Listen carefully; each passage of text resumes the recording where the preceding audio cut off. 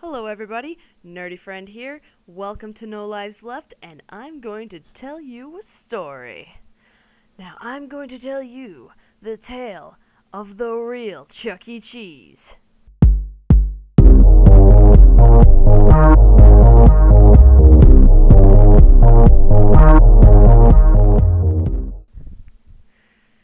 There's a lot of different creepypastas for Chuck E. Cheese for some reason.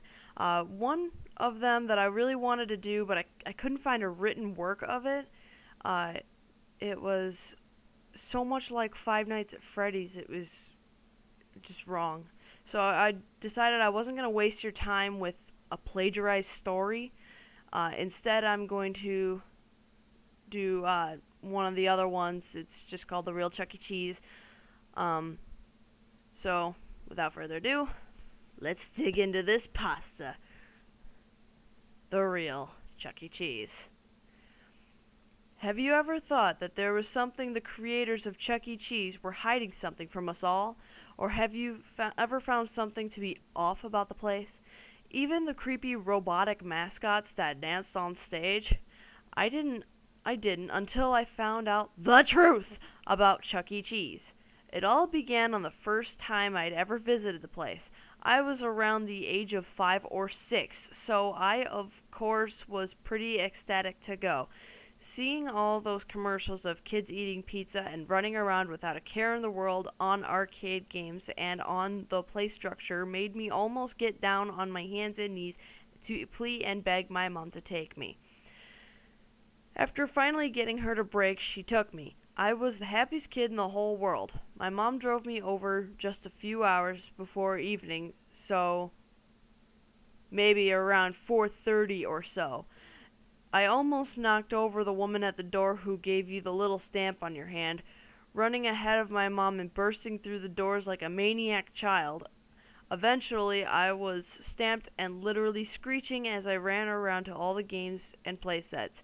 After a bit, I stumbled on over to a game like a whack-a-mole, but with sharks, right by the staff-only room.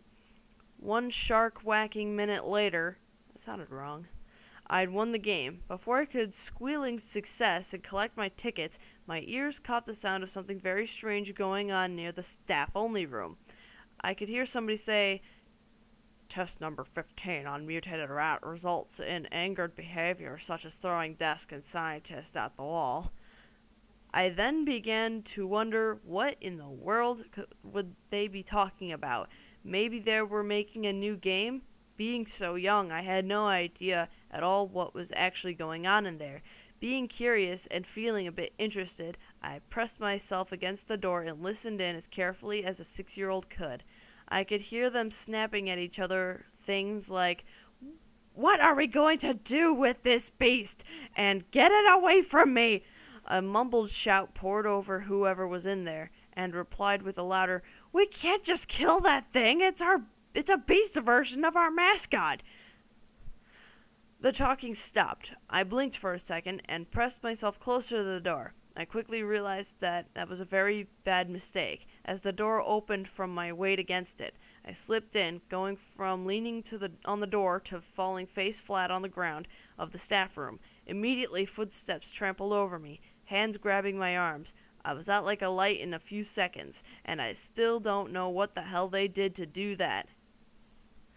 I woke up slowly, my eyes feeling heavy and my body feeling weak, in some kind of interrogation room.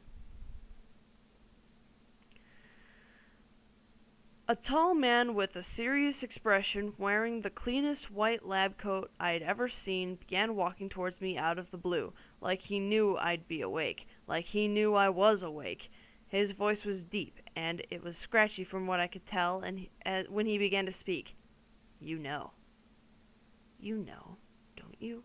You know," he said.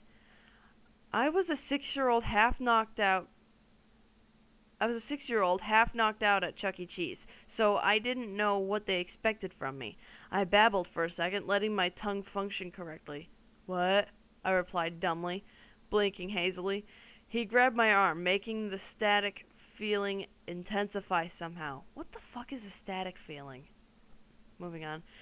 He pulled me a bit, making me whine, though I quickly shut my toddler trap when a loud banging on the door echoed through the room. Naturally, me being so young and clueless, I screamed, thrashing around. The man let go of me, snapping at me to shut my mouth.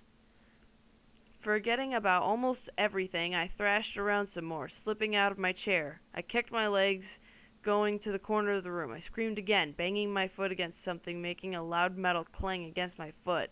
I twisted and whined down at an air vent. I kicked it again out of scared hot anger. With another loud scream, with another loud scream and clang, the metal front popped off, again letting out a shriek when I heard the man stomping towards me out of the noise of clawing metal and banging. I scooted inside, spitting at him. I was scared half to death. I mean, what was I doing here? Where was my mom? He swiped at me for a moment, but quickly pulled his hand back. There was another loud bang, and the man stepped back. Using my tiny little hands, I grabbed the air vent's door and pulled it back, pressing it on the door. Just in time, a piercing hiss was followed by a shout from the stranger, and the loudest bang on the door. I crawled back, scooting back into the vent. I had to leave. Even being so young, I knew I was in trouble. I hastily turned around with a bit of a struggle, slowly crawling down the vent. A loud, manly scream echoed through the vent, being followed by more. They were in unison with the loud sound of cracking and tearing, which I now know was flesh and bone from the stranger. I got out as fast as I could. A small light was around the corner after a few minutes, and I stomped on it. The opening of the vent easily popped open. They really weren't paying attention to how tightly they were screwed on, were they? My feet stumbled as I climbed out, but were soon trampling to where I saw my mom last, and she was still there with a worried expression on her face. I ran up to her, hugging her tight. My eyes were now glazed with wet-hot tears. I wanted to go home. I just wanted to go home. I want to go home, I whined and complained. How many times did you have to say it before the point came across? My mother gave me a strange look, but put a finger on my cheek.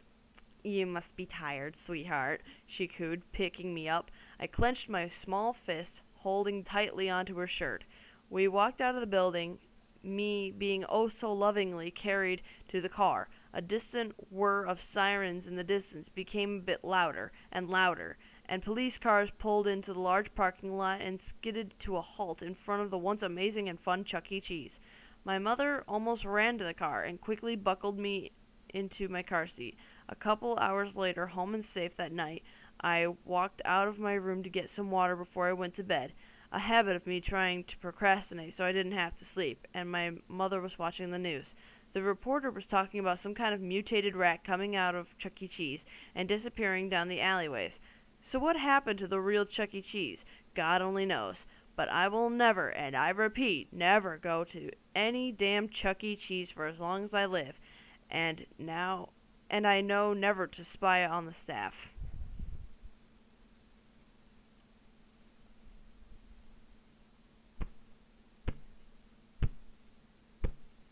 And that is the story, my friends, of the real Chuck E. Cheese.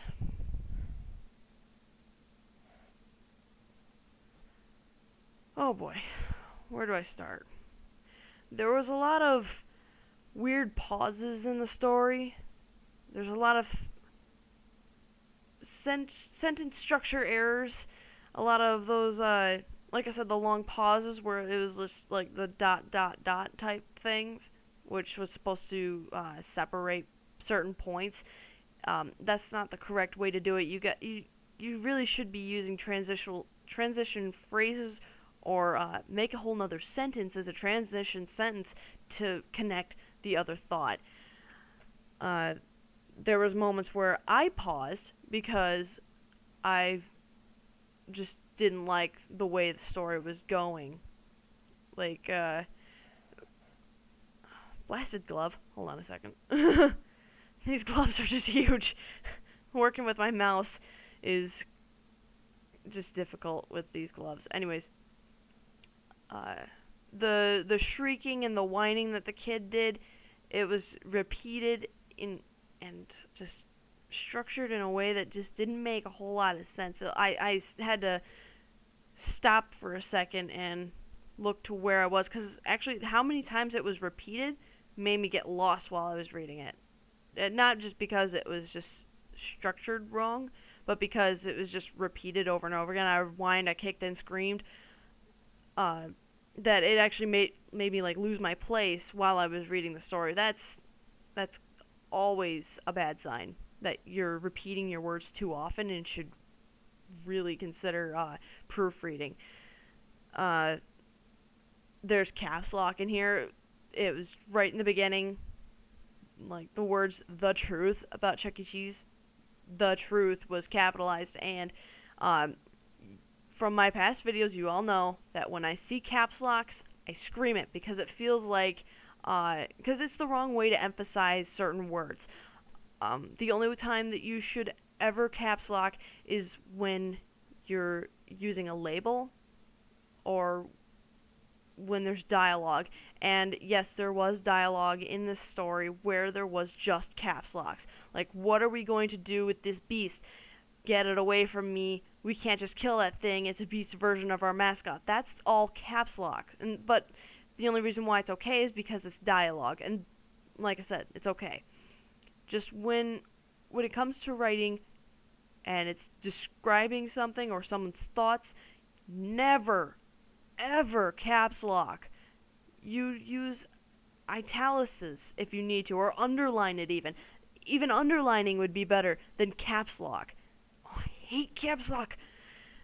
There's sentence mistakes, like the wrong form of there, and then the thing about the kid going through the vents into the arcade room again from the interrogation room. That sentence was also badly structured. But not just that, but like think about that for just a second. How in the world would a vent, just a totally normal vent, lead straight from one room to another? No, that would have to be able to lead to some kind of air filtration system. That just doesn't go from one room to another. That's stupid. Never mind. Overall, I like what the author tried to do. It's an interesting thought. Personally, this isn't my... It's not my bag, you know? I don't know. This kind of sci-fi stuff is just weird, especially when you start mixing it with childhood stuff. I hate that about creepypastas. They always target our childhood. Jesus. Moving on.